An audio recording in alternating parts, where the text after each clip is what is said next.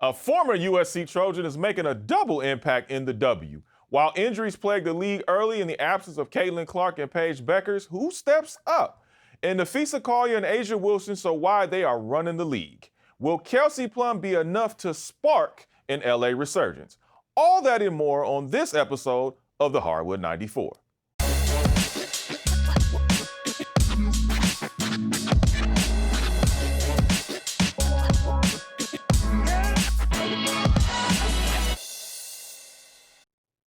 Hey, welcome to the Hardwood 94. I'm Nick Hamilton, joined alongside Lauren Jones. And of course, injuries plague the season already as Caitlin Clark has suffered a quad injury that will keep her sidelined for at least 2 weeks.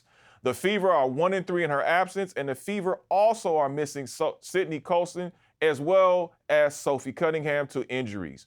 While Kalia Copper continues to work her way back to the court from a knee injury, Alyssa Thomas has been sidelined by a left calf injury. Damn. And then you got to add Paige Beckers, who suffered a concussion, who was scheduled out for a week as Dallas prepares to face the Sparks on Friday night. Rickea Jackson returns with some controversy to the LA Sparks. And bringing in, of course, Lauren. Listen, with Rickea Jackson coming back, because there was a lot of stuff that we had to unpack with that, right? Absolutely. Like, there was a lot of things. We saw stuff on social media. Even Rickea jumped in, was like, oh, so y'all think I'm pregnant, right. All right? Okay, it's a girl. She did like the basketball meme, which I thought was hilarious. Yes. I mentioned to her, by the way, when I talked to her. But with all going on, because we saw what happened, unfortunately, with the concussion. Yeah. She came back about maybe what we say like a week later after. About 4 games. Yeah, 3 or 4 games later. Mm-hmm. And then she didn't start. She came off the bench. But then we saw one of the most incredible things I had not seen from her. And obviously she's only been a rookie. She went to Leslie Jones, who we all know from SNL and does a great job at The Daily Show. Mm-hmm. And she cried in her arms like it was like a second mom or aunt. Yes. And I mean, she stayed there for a while. Quite a while, yes. And then Ryan Howard from the Atlanta Dream came over to console her as well. And I'm like, okay, something's not right here. Because we've never seen Rickea be that public about her emotions, right? Mm-hmm. What's going on? What you think was going on in the Sparks locker room? Well, not to speculate because I kind of want to just go off of what we've been told and what we've seen so far. But I feel like with Rickea, this is her second year, obviously. The concussion can be rattling.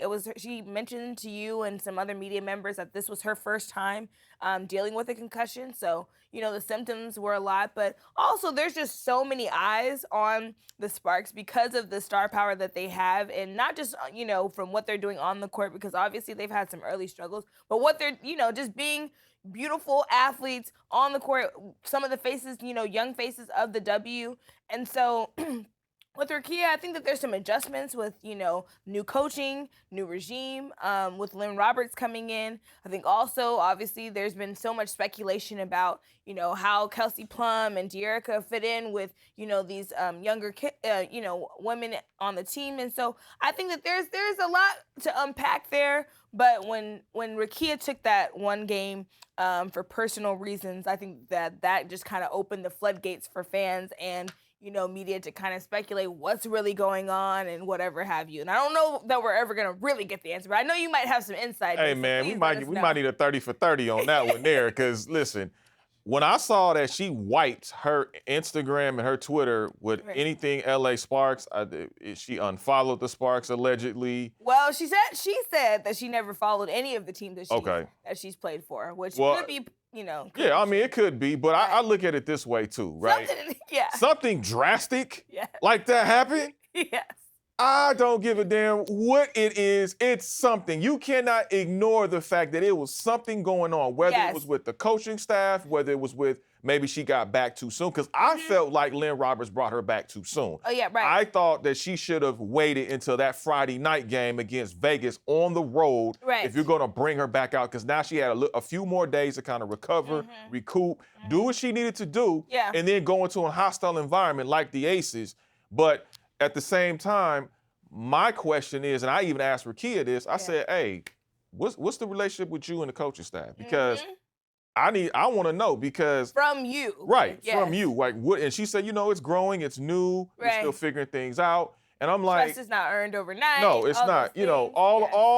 all the rah-rah, the Right. cliche stuff, right? And Yeah. I'm not saying she was doing stuff that was cliche, but it just came off like that. And I think she's also kind of guarded because of the controversy that started because people were speculating a lot About of different pregnancy. things. Everything. I mean, they She wants like, to be traded. Yeah, I mean, How can I she? mean, it is kind of strange though, you know, like this is early on in the season to be away for personal reasons. You know, I see that in the NBA, and I've seen now. You know, some of that was people being listed on different teams as the Sparks in the season has gone on, but I don't really see that too much. You know, I mean, so early on, and especially coming off of us seeing her so emotional, you know, on the bench, and there being some, you know, speculation of things just not being right in the locker room. Well, I also think too, when you're 2-6 and not 6-2, Yeah. that also makes a difference. Especially when they were winnable games, you know. Well, there was some winnable games. Yeah. Let's be clear. Right. I believe like 3 of the You ain't beating Minnesota. Right. That's why Minnesota is undefeated currently, along with the New York Liberty, which they have not faced yet. But Minnesota, you are not winning that game. Right. I don't. No. Let's be realistic here. Right. This is a new franchise as far as, when I say new franchise, as far as just the culture that's trying to be instilled here, right? You got Kelsey Plum, who's coming, 2-time champion, coming off from the Aces. Now she's pretty much the leader and the face of this team. Right. She can say what she Very wants, clear. but that's what it is, right? Whether you want to be that way or not. Right. Also, you got De'Erica Hamby, who's been there, former ace, came over with some controversy as well. Yes. And then you draft Cameron Brink, who's still working her way back from her unfortunate injury from last season that, you know, we talked about as well on the show last season. And then you got Rickea Jackson. So now I'm looking at this, and I'm like, okay, this team is 2-6. Where's the sense of urgency? Because I don't see it. They keep saying I don't see it. But I'm not seeing Oh, it's still early in the season. Right. This is not an 82-game season. No, it's not. It's 44. Right. 4 and 4. Well, it's 44 games. Yeah. I mean, come on, man. sense Stop of urgency. Lynn was very clear, and I think that she didn't want to set herself up, even from media day. She's like, as long as we just win more than 8 games, and I see that as success. You know, I mean, but then in the same breath, she's like, okay, well, I want to make the playoffs. You're not making the playoffs if you just win 8 games, obviously. So there is some lack of urgency that we've seen, and especially not taking care of home court. That's what concerns me the most of these early seasons when they're up by 18 and lose, you know, in the second quarter because they get outscored just easily. So there's like moments like that throughout the season where I'm like, okay, where, like you said, where is that sense of urgency? You need to pick it up now. Wait. Let me get this straight, ladies and gentlemen. Let me get this straight. Here we go.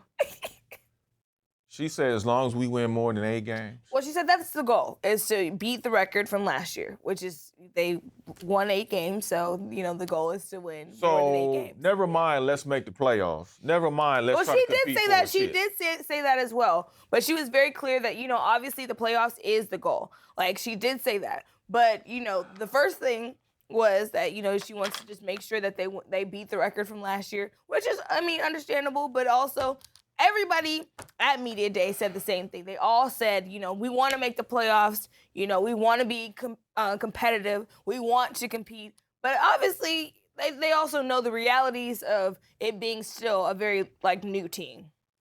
Ladies and gentlemen, let's roll the footage of Lynn Roberts when I spoke to her the other day, because I'm going to need another shot in this glass, please. Give me another shot. Please. Something stronger. Roll the footage, Jesus. Obviously having Rickea back in practice, what does that do for the morale of the rest of the team? It's great. I mean, she's a big part of what we're trying to do and moving forward. And so we're thrilled to have her back. She's in good health and good spirits, and you know, a player like that only makes you better. So, you know, we could have used her. So I think she knows that, and the rest of the team knows that. We certainly know that as coaches. How concerned are you? The last 2 games we heard that Kelsey was talking about her legs, and obviously it's still early in the season, 8 games in or so. Is there any plans or just kind of look at her minutes as far as making sure that, you know, she's not logging too many minutes too early? Yeah, I think it's 2 things. One, us being banged up and not having the depth and still, you know, trying to win games. And 2, playing 7 games in 15 days. There's nothing I can do about that. We didn't do anything in between those days. It wasn't like we were practicing, getting up and down. I think just, you know, how hard she plays, and how much work she has to do to even just get open, it's going to fatigue her. So, today she was off. Tomorrow she'll be limited. And, the one thing she knows how to do is recover and take care of herself. So she'll be all right. Okay. So I can understand about the injuries, right? Because unfortunately, injuries happen. We just talked about it earlier about Caitlin and Alyssa Thomas and countless others that unfortunately are going through injury. I can understand that, right? You got to get your soldiers back. You got to get everything back on par. But damn it, everybody plays the same amount of games, similar type of schedule every season. That's not an excuse. Yeah. That's not an excuse at all. And listen, I have not coached a day in my life. But I do know one thing. 44 is still 44. Yeah. It's still all add up. However you schedule it, however you want to do it, you still add the 44. Now, do you give any, do you give her a break because this is her first year, coaching in the W? She's coming from college. There are some adjustments that are just different that she's going to have to, kind of figure out and have considerations for. Do you give her that kind of, a little embargo, a little period of time to adjust? Like, dang, Nick. Listen, I have nothing against Lynn Roberts. I like Lynn Roberts as a person. I think she's a down-to-earth person. I think she's doing what she can do, right? But this is why I said I was not high on this hire. Okay. This is why I said there were 3 names that they could have looked at. Not to say that they didn't, but there was 3 names. Right. Lisa Leslie, Kara Lawson, Teresa Weatherspoon. And I still, for the life of me, don't understand why Teresa Weatherspoon ain't coaching the WNBA right now. Right.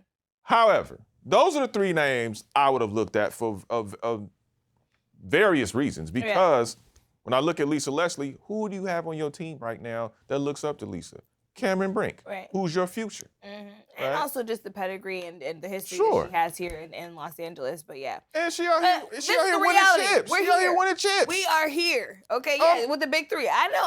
I'm just saying. It's not, there's so many people. There's a long list of people that deserve to have opportunities with coaching. But the reality is this is what we got right now. These are the chips that we've been dealt. The injuries are where we are. And so, that's what, to me, I'm trying to understand where Lynn is coming from with not playing, the personnel that she has, like tonight. Why, when Rickea was available, why she's not, starting instead of coming off the bench. What the updates are with Cameron Brink and Ray Burrell so that we kind of know as media and as the rest of what to expect, for this upcoming stretch moving forward. So that's what I'm thinking. You want to save Kelsey's legs? Okay. Right. Here's what you do. You have Rickea start and bring the ball up for the most part.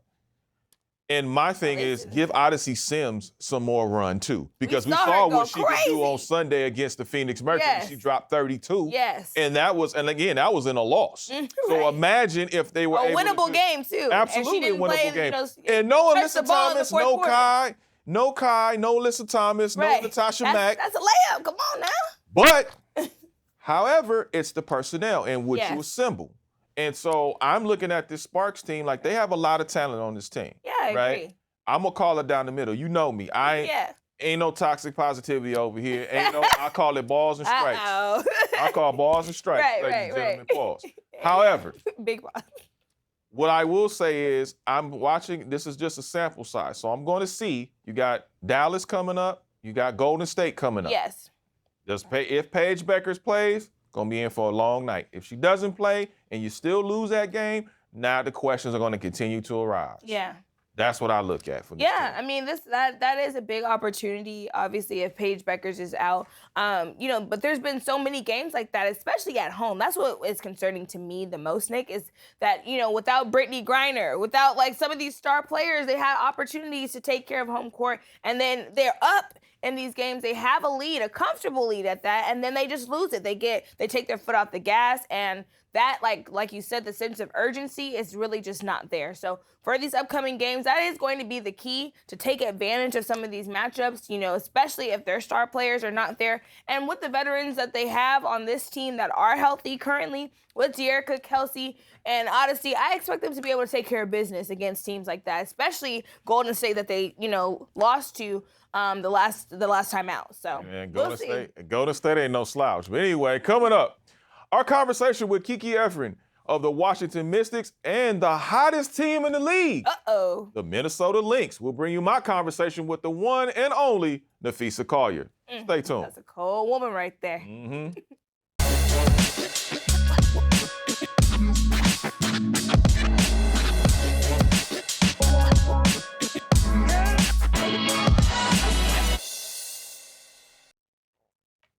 Welcome back to the Hardwood 94. Nick Hamilton in the building alongside Lauren Jones. I know you talked about Lynn Roberts, and we talked about, but what ultimately, real quick before we move on, what is her trajectory? Does she guide this team to the playoffs, and does she make it through the season with this team?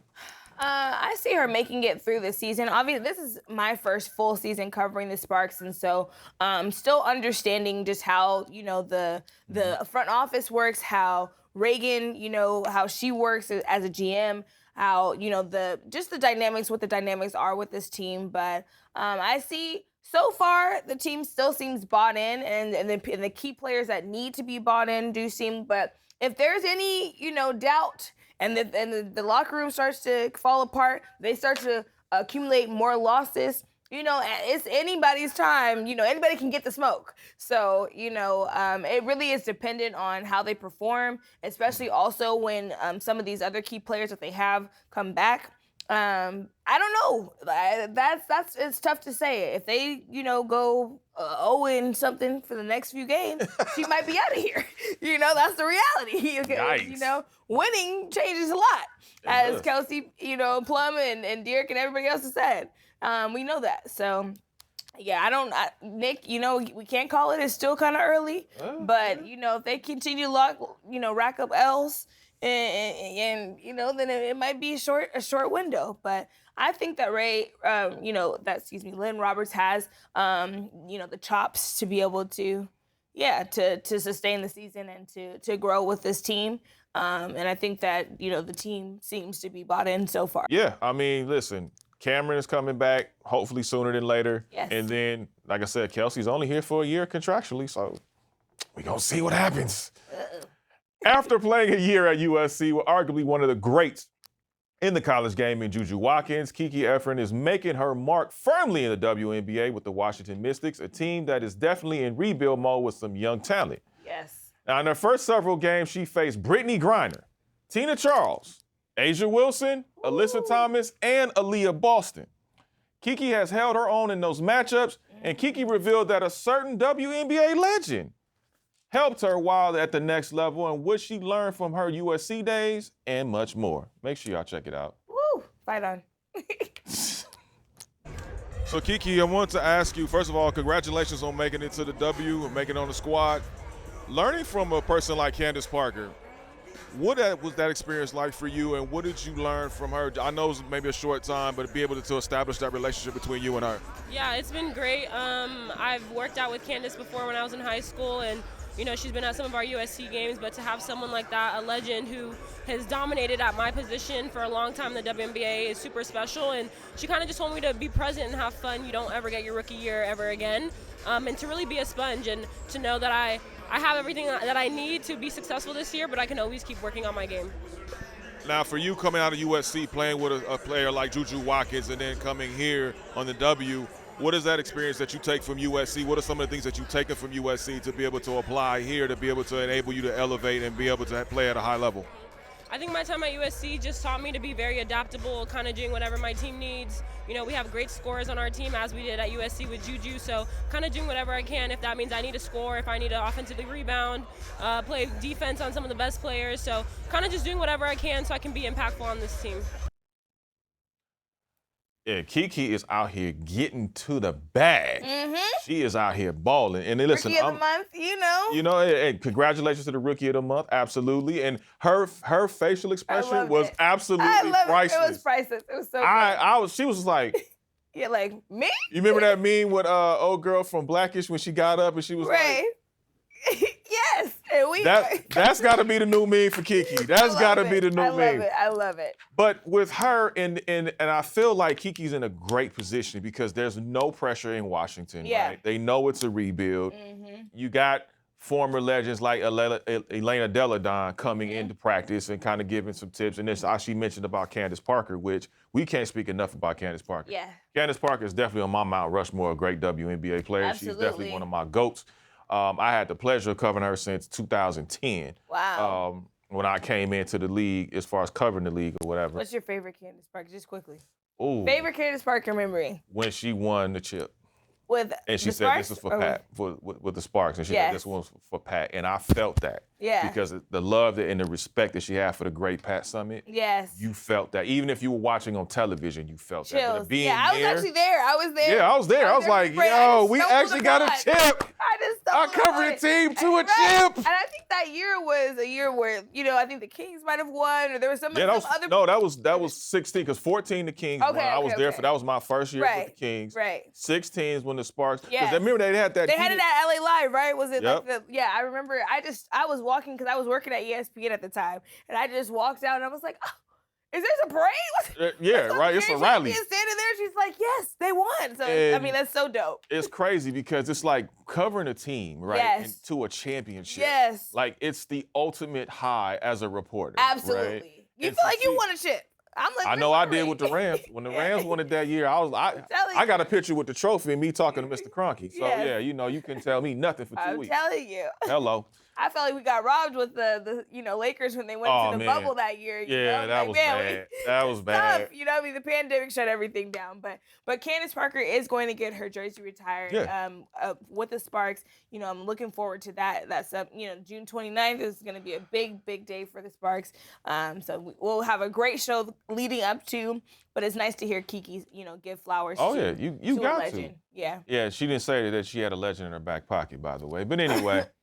I'm sorry, you all right? You good? Okay, all right. I'm saying I don't keep legends in my back pocket. I keep them in the forefront so I can learn. But anyway, that's just me. When I look at Kiki in her development and being drafted where she as high as she was drafted, which she should have. Yeah.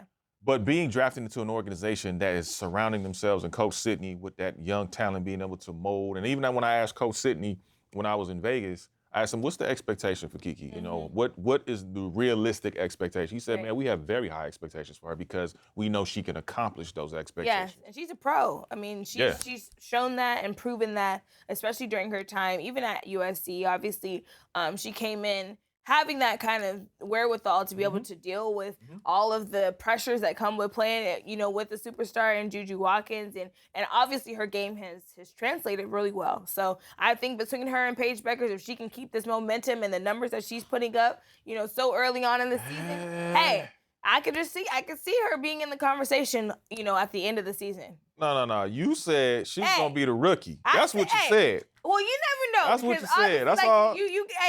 I'll stand on that. I will stand on that. All right. I did give early predictions as Kiki being the rookie of the year. All I did. I'm gonna tell you right now. Put it on wax. Okay. I love Kiki, but I just can't. I can't overlook Paige.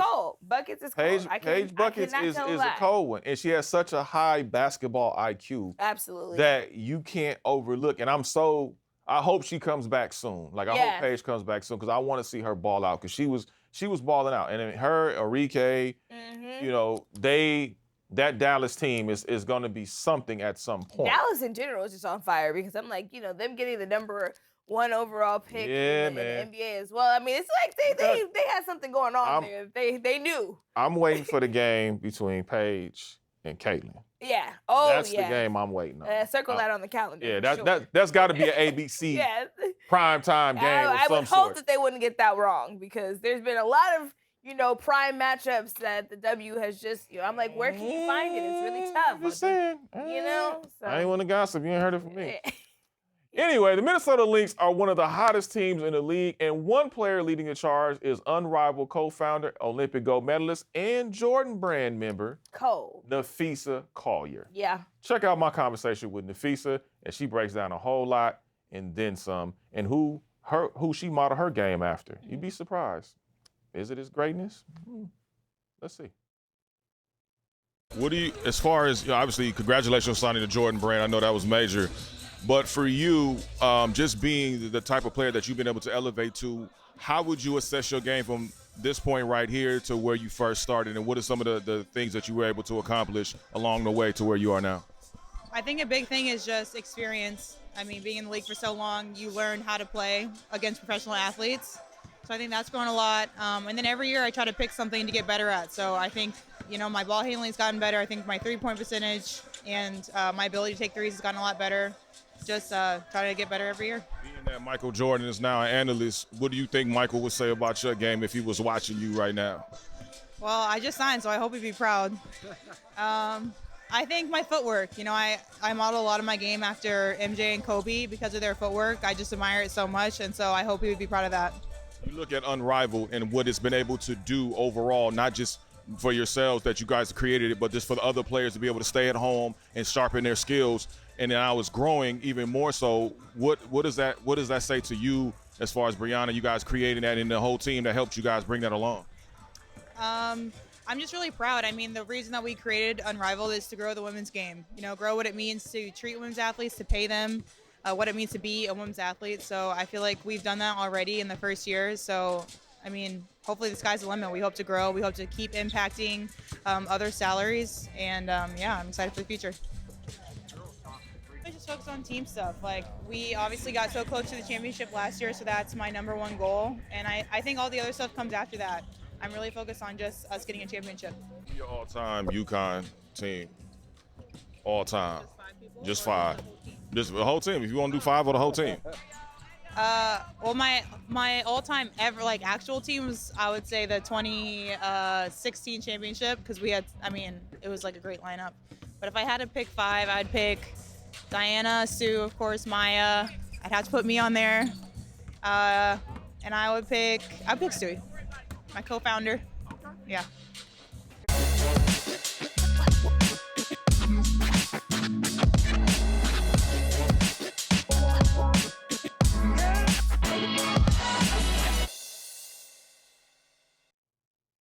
All right, y'all, it's about that time for that drip report, the weekly segment that we do on this show, seeing who's steady dripping and who's not. I'm ready let's check out Seattle Storm and Dallas Wings drip right here. Roll the video. All right. Girl, okay, Rickea. Looking fresh in the hoodie. It's looking like the park, like a casual day at the park. Okay, now we talking. Allisha, okay. Now Allisha we're Clark, talking. I see you. Now we're talking. I like that. I like the graphic. That's fire. Okay, I see bag. that. I'll take that. I'll take the bag now. Okay, next up we got the Indiana Fever drip now. Indiana Fever come with it. Every time. Oh, DeWanna Bonner? Oh yeah, DeWanna Bonner got this off the rip. But I'm loving everything that we're seeing here. This is something that I love, the fact that they are showcasing their drip and showcasing them and getting that shine. And then it gives an opportunity to say, hey, man, do you have it or do you don't? I think it's really cool, too, because there's been so many brands that have bought into the tunnel, the courtside fizz, the tunnel fizz. They're really putting that stuff on. I love to see when, the Sparks come in the arena. I'm like, okay, what they got on today? I got to step my game up. Well, next we have the Las Vegas Aces dripping. Let's see how they're coming. Oh, yeah. Oh, with the slow-mo? Oh, okay. All right. I like put a little spin on it with the slow-mo. I see. Oh, Jewel. Okay, I see you. Okay, nice. Okay, all right. That's fire. The point guard? Oh, not the point guard. Don't do it to him. Don't do that to him, Chelsea. Don't do it to him. Chelsea. Oh, what? Okay. All right. I see you. The Aces, this is the slow-mo. Jackie? Really, Jackie Young. It so much better. I feel like the slow-mo just makes it, with the kicks? Is that the Of course, it's the go. Okay, all right. Is that my basketball tribal chief? MVP? Maybe. But she out here, she rocking it. Obviously, she had the title before. She's rocking it. Yeah. She's looking crazy. Wow. And finally, the LA Sparks drip is a reason why they got the league popping. Look at De'Erica Hamby. She got the, Kelsey Plum. She ain't playing. Kelsey Plum ain't playing with them Hollywood lights. I love it. Look at her. Lights, camera, action. I need to get I'm gonna tell you off air. I'm gonna tell you what that is. Yeah, I'm like, man. Okay, Ray.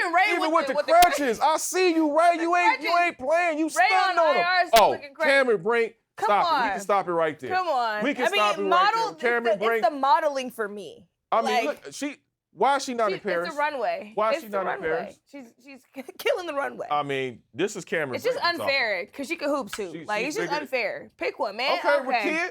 Now you know. Oh, Rickea. My girl Rickea looking.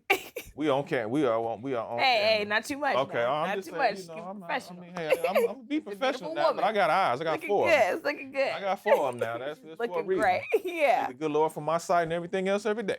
Oh my goodness. Especially looking at that. And of course, congratulations to the Western and Eastern Conference Players of the Week in A'ja Wilson and Atlanta Dreams' Allisha Grey, who balled out for their respective teams. And congratulations to Allisha Grey, who also got Player of the Month along with Napheesa Collier. Mm-hmm. Hey man, that is on point. So, you know, they out here doing their thing. I love seeing it. This league seems like this season for this league has been so competitive. It has. Physical, competitive. It's also been like really exciting games because even the games when you're like, I don't know, they come down to the wire. So I love that the energy has been there and it seems balanced, you know, this year. It's not just 1 or 2 teams that are like, you know, just running away with things. It seems like it's just been really a lot of good competition. I mean, Allisha Grey has been balling. I mean, that Atlanta Dream team is a different team. Yeah. And I know they got Breonna Jones. I know they acquired BG. Right. But that team, with Ryan Howard and that bench and that new head coach is a different attitude. It seems like they are playing with a sense of urgency, but at the same time, they have passion. Mm-hmm. It's like a breath of fresh air in that locker room. Yeah, you need last that. Season. You need that. I mean, I feel like it could be 1 or 2 pieces that just completely changes the dynamics of teams, and you see that with them for sure. But, you know, there's some games coming up that I'm really looking forward to. Oh, listen, ATL, I will be down to ATL at some point, but listen, I can't wait to go down there because it's going to be fun because the Dream are fun. I mean, Atlanta, you know, is also just a great time always. ATL, it's the difference between ATL and Atlanta. Y'all don't know. If you know, you know. If you know, you know. All right, so we got the Sparks and Wings coming up on Friday night. If Paige Bueckers happens to return, do you give the nod to the Sparks or do you give the nod to the home team in the Dallas Wings? I'm going to go with the home team. Even though they are 1-7, I just see if Paige Bueckers does play, then I'm going to give it to the home team. If she's out, then I'm going to give it to, you know, our home team, the LA Sparks. Okay. All right. What about you? Listen, it could go either way. It could. I'm looking at the lines right now. Mm-hmm. It could go either way. It could absolutely go either way. So I got to look at the lines. I'll know on game day what line, which way I'm going. When we see the availability of each of both teams. I'm going to be on FanDuel, DraftKings, something. I'm going to be on there looking for it. Yeah. But Aces at Golden State, and that's the Saturday game that airs on ABC. Now, it's the first time that we've seen Natalie at home, former assistant coach, who's now the head coach of the Golden State Valkyries, facing her mentor and head coach in Becky Hammond. Yep, the legend. That should be. I'm not taking these Valkyries lightly. They have shown that with Kate Money Martin and the rest of them, you know, this is a team that cannot be ignored. They may not have all the complete pieces, but they're going to give you their all. They're going to give you everything in the kitchen sink. Okay, I believe in that, but I also know just the pedigree, and we're talking about championships. I mean, that one, you know, we're talking about MVP caliber. I mean, we're talking about, the Aces are not anything to play with. I mean, they are who they think they are. Okay. So I'm definitely taking the Aces in that one, but I do agree that there are some makings and we see some promising things with, you know, the Valkyries and Golden State. No, I ain't been drinking that much, but I ain't gonna not take the Aces. Nick, what's in that cup, but what I will say is what concerns me about the Aces right now is their bench. And I'm not confident in their bench. Yeah. I look at the front, the Fantastic Four, I like to call them, with Jewel Lloyd, A'ja Wilson, Jackie Young, and the point guard, Kelsey Plum. I know what they can produce. I know Jewel is still trying to assess the what she needs to do as far as contributing offensively. Right. And I know she has struggled. I think the best game she's had was against the Connecticut Sun. Yeah. So I'm looking for Jewel to find her rhythm, to find her game, and add to what is already to that nucleus. But the thing that concerns me down the stretch, not in this game, but down the stretch, is that bench. Because I don't trust it. I don't think Vegas did enough in the offseason to strengthen their bench. Right. Yeah, that might be true, and I think that's something that they will have to address before, you know, the trade deadline. See if they can, you know, pick up maybe some pieces, a piece or two. You know, maybe a hardship. You know, who knows? But I do still trust in them to be able to take care of business early on, and especially with, the pieces that they have and them being healthy. That's the main thing for every team, but specifically for them as well. Well, the Fantastic Four stay healthy. They're definitely a playoff team. Yeah, no facts, question. Facts. All right, you got the Chicago Sky at the world champion New York Liberty. We know what happened last time they met. That's gonna be a good one. But your girl had 2 points. That's all I'm gonna say. yeah, man. I mean, they finally got a win, right? They finally got their first win of the season. They went on. They was trying to start a streak. They went on. They won 2 in a row. Okay, well, so maybe they figured out some rhythm, but obviously the defending champ in New York Liberty, I don't see it even being they might give them some fits in the first half, but I don't really see it even being a matchup for real. I mean, New York Liberty are like that still. I'm gonna tell you the X factor with the Liberty is Natasha Cloud. Right. That was the X factor. That's what you do in the off season. That's how you go back and say, if we're gonna repeat or attempt to repeat, we gotta retool. Right. So even though we lost, Vandersloot, and she was getting old, but we also looking at Natasha Cloud. And Natasha Cloud she's a boss. Yeah. And she knows how to bring the ball up, knows how to feed, knows how to get, ladies in position. And that, to me, was the X factor. That, to me, was the best offseason move by the New York Liberty. That's a great one. It definitely was, and I'm really excited to see. I mean, obviously, it's a long season, but they're the teams that have been at the top for the last few years. I feel like they have kept whatever ingredients they need to, even if it's not, if they had to make a couple of moves to keep themselves at that top tier. So, it's unfair sometimes. When the rich get richer, I'm like, Natasha Cloud, was such a baller. Like, man, bro, leave some for the rest of us, okay? She is one of my favorite players, just on and off the floor, what she's been able to accomplish off the floor, what she stands for and whatnot. And I've always had a tremendous amount of respect for her, even being able to cover her while she was in Phoenix at the moment. Yeah. But I listen, I like this Liberty team. I ain't gonna tell you my finals predictions this early. Okay, yeah. It's the first episode, man. But what I will say is I'm glad I am not sleeping in Seattle, because Seattle and the Storm, there's been a lot of controversy as of late. There was a report, an investigation that was filed against the coaching staff in Seattle, allegedly that an assistant coach cursed at a visiting Aces player that was not named. But you put 2 and 2 together. If you watch the recent, I don't know if you got a chance to watch the recent interview with Jewel Lloyd on that podcast, but she revealed quite a few things. She was out here sipping on this tea. Then Lee LaRue, the young lady, the Chinese player that was formerly of the LA Sparks, who got traded in order to get Kelsey out here to move Jewel to Las Vegas Aces. Now she's asking for out, according to the reports. But also, I talked to a fellow reporter, Willie Ramirez from the Sporting Tribune, who also informed me that there's a lot of things behind the scenes, and it's not Lee LaRue. It's people behind her that are not on one accord. And so all of this stuff is happening behind the scenes, and it's trying to make her look bad, but a lot of people behind the scenes who have worked with her or in conjunction with her in the States have said she's nothing but a consummate professional. A good young lady. She's a consummate professional. She wants to play in the WNBA. Right. Of course, she wants more minutes. I mean, what player doesn't? Right. But she wants to be with an organization that really values her and really wants to help her develop. And that's all you can ask for. So more information will be coming out sometime soon. But it's ridiculous that all of these, it's a lot going on in Seattle, and it's a lot of things that have transpired. And I'm just like, man, what the hell else gonna come out? Like, I'm just saying, we gonna have a weekly Seattle? I mean, it's just, it doesn't make sense. And it's like, what is going on in that organization and in the locker room where you're having these constant mishaps? Right.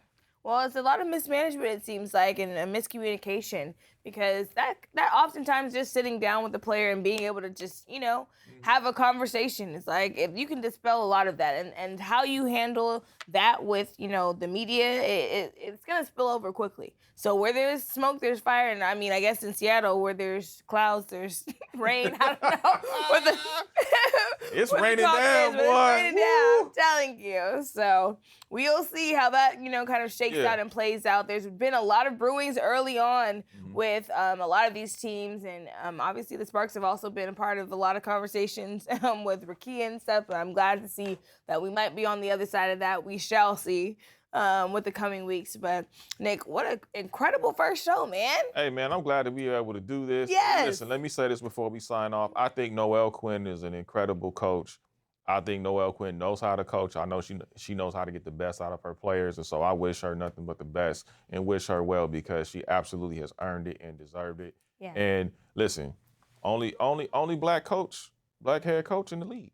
Wow. Black woman head coach. Wow, that says a lot, and we need more of that. That's crazy. Don't even get me started on that one. Yeah, that's a soapbox for another day. Yeah, you know what? I am thrilled that this season is kicked off the way that it has. It's a lot of controversy. Yeah. It's a lot of Headlines, there's a lot of buckets, there's a lot of... And you know what's funny? We Yeah. got through a whole show without talking about Angel versus Caitlyn.